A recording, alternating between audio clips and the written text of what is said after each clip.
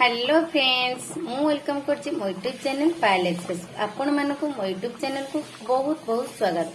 आपण माने केमती अछन मु तो बहुत भल अछि। आशा करछि आपण माने निहाती भल रही थिबे। आपण मानको पई आज एक नुवा रेसिपी शेयर करछि। आपण माने जमार स्किप करंतुनी फास्ट लास्ट पर निश्चित। हमरो एठी आज माछ आसी जायछि देखंतु। तो रोही माछ चलंतु रोही माछ झोल केमिति प्रस्तुत करछि तो आपण मानक सहित शेयर करिवि। आपण माने वीडियोटी कंटिन्यू करंतु तो निश्चित जानि परिबे। चलो एबे माछ धोई सारछि। चलो हळदी लुण गोळै दबा आउ भजा स्टार्ट करिबा। मु एठी माछरे हळदी लुण भल से गोळै नै गली। चलंतु प्रस्तुत करिबा भजा। प्रथमे गैस को हमें ऑन कर दबा। तो कढ़ाई में बसै नबा। चलो कढ़ाई गरम हो गला पर तेल हमें दे दबा। कढ़ाई गरम हो गला पर मु एठी तेल भी हमर गरम हो गलानी। चलंतु एमती गोटे गोटे पीस कर हम उसको दे दबा।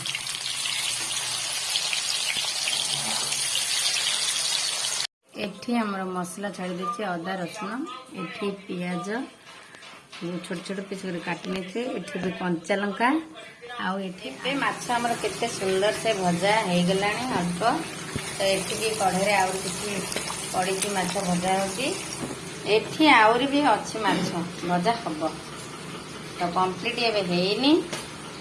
तो चलो एठी माछ भजा हमर रेडी हे गला। एबे केते सुंदर से बढ़िया भाजी जाइछि। एठी आलू भजा है। आलू भजा हमर रेडी हे गला। चलो एबे मसाला को ग्राइंडिंग कर देछि। मसाला एबे कसिला। तेल गरम हो सारा पर तो पंच फुटण भी पड़ गला। हमर पियाज को पकाई गला तेल रे। पियाज भल से जरीगला पर हमें अदा रसुण पेस्ट को ऐड करवा। एबे अदा रसुण पेस्ट दिया गला। लंका गुंड हल्दी गुंड जीरा गुंड धनिया पाउडर गरम मसला गुंड सब एबे ऐड करा गला। मसला टाक भल से कसिबा जेपर्यंत तेल न आसी। तो चलतु मसला रे कसिनबा। मसला हो गला पर एठी हम आलू को ऐड कर देछु। आलू को भल से हमें मसला रे कसिनबा। तो 2 ରୁ 3 मिनिट कसिबा। एबे हमर मसला रेडी हो जाइछि। एबे पानी के हम दे दबा। जेहेतु हमें झोल बनेबा रोही माछ झोल सेति पय पानी हम अधिका दबा। एतु झोल अनुसार हम पानी दे देछि। तो पानी की हमें किछि समय पय फुटिबा को छाडी दबा। तापर माछ ऐड करबा। चलो आलू त हमर सिझि जाइछि। भाजी बारे अल्प झोल तरकारी हो सारा पर धनिया पत्र पकाइबा पय मु धनिया पत्र गुंड गुंड करी काटी नै जाइछि। तो तरकारी हो सारा पर आम धनिया पत्र को ऐड करवा। एठी भी तरकारी हमर फुटी आसलानी। एबे हमर केते सुंदर से माछ झोल बनी जाइछि। देखंतु केते कलरफुल देखा होछि। बहुत बढ़िया ही हेछि।